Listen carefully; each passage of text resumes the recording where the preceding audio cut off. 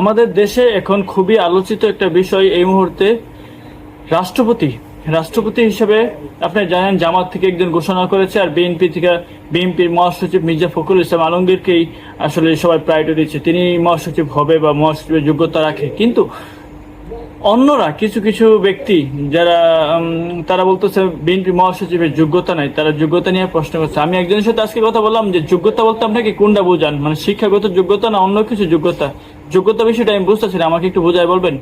তো আমার পাশে এক বড় ভাই ছিল, উনি বলল যে জামাত যারা করে তাদের কাছে তো বিএনপির কোনো গ্রহণযোগ্যতা নাই, তারা বিএনপিকে যোগ্য মনে করে না, তাহলে তারা মহাসচিবকে যোগ্যতা কিভাবে বলবে, মির্জা ফখরুল ইসলাম আলমগীরকে কিভাবে বলবে।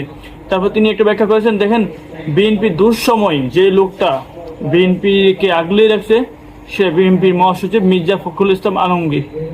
তিনি সেই সময়টাতে আপনি জানেন 10-12 মতন কারাবরণ করেছে। তিনি সেই সময়টায় চাইলে তিনি বিদেশে বা অন্য অন্য দেশে গিয়ে বিলাসবহুলভাবে তিনি বাস করতে পারতেন, কিন্তু দেশের মানুষকে সবাইকে একত্র ভাবে তিনি রেখেছে বিএনপির মহাসচিব মির্জা ফখরুল ইসলাম, এবং খালেদা জিয়ার কাছে এবং তারেক রহমানের কাছে তার একটা গ্রহণযোগ্যতা আছে। তো এটাই মনে করি যে আগামীতে যদি মহাসচিব উনি যদি রাষ্ট্রপতি হয় ভালো।